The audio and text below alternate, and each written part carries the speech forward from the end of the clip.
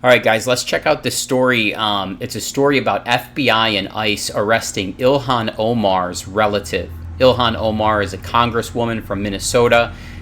She is from the nation of Somalia, and all the Somalians are stealing and looting and stealing the taxpayer money through all kinds of programs and fraudulent activity up in Minnesota. It looks like one of her family members was arrested. Let's check it out and see what the details look like.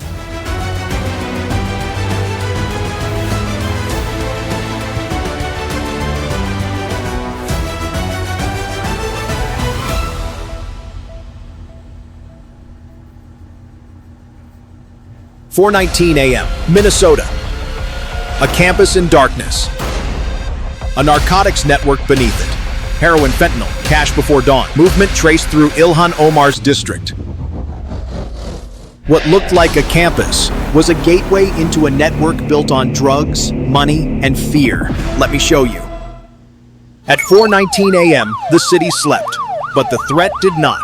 Federal analysts had traced a narcotics network moving through the corridor tied to Congresswoman Ilhan Omar's district. Cash drops, late-night movements, and encrypted messages linked to heroin and fentanyl. The viral threat wasn't noise anymore. It was proof the network was already in motion. If you believe investigations like this should never be ignored, hit like so more people can see the truth. Minnesota Representative Ilhan Omar recently... Now remember, Ilhan Omar, she's the Minnesota congresswoman from the country of Somalia. She's the anti-Semitic. She hates Jews. She hates white people. She especially hates white men.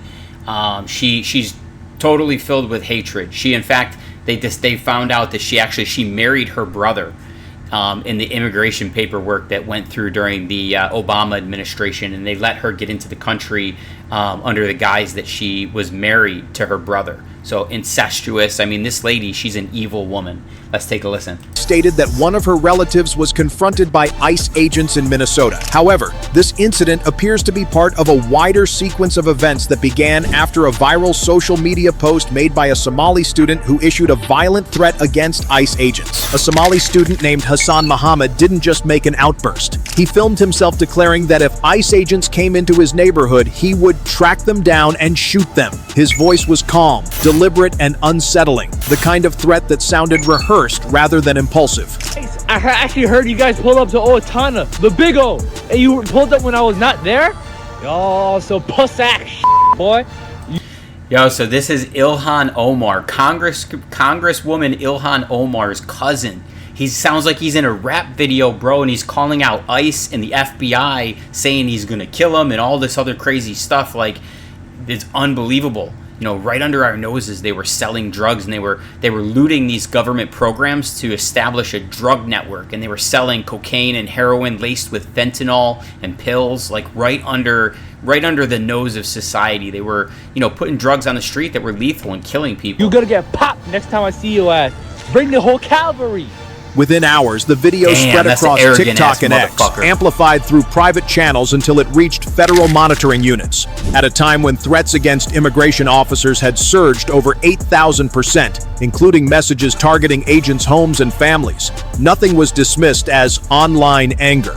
Every word was reviewed as operational intent. His later apology meant nothing.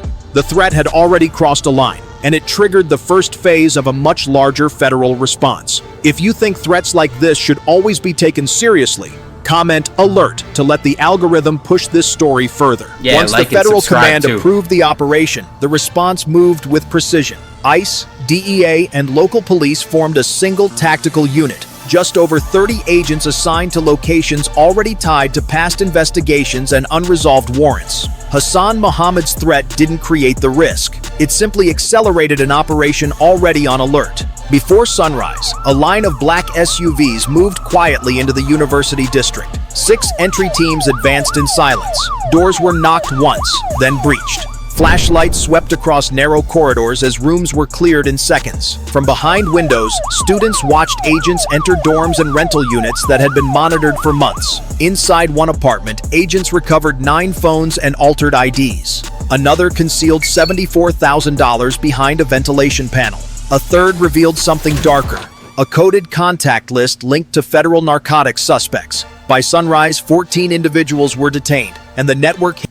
Damn, so they not only did they arrest Congresswoman Ilhan Omar's cousin, who threatened ICE and FBI on Twitter, making that rap style like video or whatever that was. He was talking about popping people. They got 14 other people in this drug network that were moving heroin, cocaine, fentanyl, pills, pushing all kinds of poison into society that were causing people to overdose and for people to die. These people, they probably got hundreds of people blood on their hands. Unbelievable. Hidden beneath the campus was no longer in the shadows. When investigators began opening the seized devices, a different truth emerged, one far more serious than immigration violations. The data revealed a systematic narcotics network operating quietly behind the campus. Messages, audio notes, and transaction logs pointed to repeated deliveries of heroin, fentanyl, and synthetic chemicals, all coded under harmless labels like books, supplies, or midnight drops.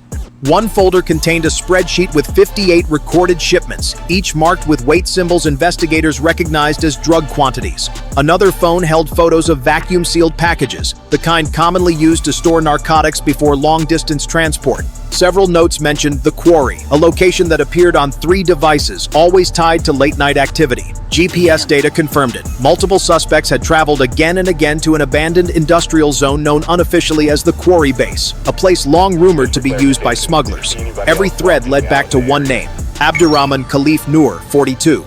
Noor had prior links to interstate drug routes, and financial records on a laptop showed deposits totaling over $410,000 within 6 months, far beyond legitimate income. His messages coordinated pickup times, quantities, and runners responsible for moving drugs in small batches to avoid detection. Files also revealed a rotating chain of safe houses, burner phones. Geez, these people were established. They had a whole network of drug runners that would move small quantities of drugs so that they wouldn't be, alert anyone. They would do it quickly, quietly, with small amounts. Probably had a whole squad, a whole team of runners. Safe houses, stash houses. I mean, they were creating this entire underground economy based on narcotics by stealing money from government programs for autism, for feeding the homeless, for feeding underprivileged families. They were literally robbing from the poor so that they could set up a drug network to poison the poor, and it was laced with fentanyl. They probably killed a lot of poor people too. It's abhorrent. It's immoral. And these people came to our country from Somalia. Unbelievable. And detailed maps of distribution paths across Minnesota and 2 neighboring states. The suspects on campus weren't simply hiding. They were part of a structured narcotics operation using the university as a protective shield. By the time agents finished reviewing the evidence, one fact was undeniable. This was a drug network with leadership, logistics, and reach, and it was still fully active. If you're still watching at this point, leadership, logistics, and reach. They're operating in universities in Minnesota. These people are evil, but they're very organized though too. That's one thing you need to note. Like, these people were organized. They infiltrated America. They were stealing taxpayer money, and they had a whole organization, drug organization, right under our noses, selling all kinds of poison to society. Type expose in the comments so this investigation reaches more people. The path to the Quarry Base had been forming for days. Too. Every phone seized, every GPS log, every coded message pointed to the same place. A forgotten industrial zone outside Minneapolis, surrounded by broken concrete, rusted fences, and a silence that felt unnatural. To most people, it was just an abandoned warehouse. To investigators, it was the heart of the network. Just after 4 a.m., the operation began. A convoy of unmarked SUVs moved slowly down the narrow road leading into the complex. The headlights were dimmed. The radios were silent except for coded whispers. 42 federal agents, ICE, DEA, and tactical units took positions around the perimeter. Their faces were calm, but their grips tight. Intelligence suggested that weapons were stored inside, and that some members of the network had cartel-level connections. No one knew how the night would end. Man, so they're partnered with drug cartels up in the state of Minnesota. This is crazy, man. The plot thickens. What a crazy story. I'm glad that justice is finally happening here. It's amazing to see what's going on right in plain sight, right under our nose. At 4:27 a.m., a small drone lifted into the air, scanning the warehouse roof and side entrances. Heat signatures appeared. At least 7 people inside. One figure stood in the central room, barely moving. The shape matched the height and build of Abdurrahman Khalif Noor. "Entry teams ready," a voice muttered through the radio. The breach began with a single controlled detonation. The metal side door shook, then fell outward with a burst of dust. Flashlights sliced through the darkness. Team 1 swept through the left wing. Stacked crates, torn tarps, and the sour chemical smell of narcotics processing. Team 2 pushed toward the central hall, moving steadily under the cover of heavy shields. Then came the first confrontation. 2 suspects burst out from behind a stack of pallets, attempting to flee through a side exit. Agents shouted commands, "Stop! Federal agents!" But the men didn't comply. One reached into his jacket. In seconds, agents fired 2 beanbag rounds, knocking both suspects to the floor. They were handcuffed and pulled aside as the operation pushed forward. Inside the warehouse's core, something more alarming appeared. Metal containers filled with heroin, fentanyl precursors, and equipment capable of preparing hundreds of doses per hour. This wasn't storage. This was production. The final room was sealed with a reinforced lock. It took nearly a minute to break through. When the door swung open, agents found Khalif Noor sitting at a metal table, a phone in his hand. 3 more lined up beside him. No chaos, no resistance. He simply lifted his head as if he had been expecting them. Around him were $260,000 in cash, rubber banded into bricks, 15 handguns and 3 rifles in open cases, ledgers detailing shipments across 3 states, a mapped distribution route traced with red marker. For a moment, the room stood still. The storm was over. Noor was handcuffed without a word. His network had collapsed in a single night.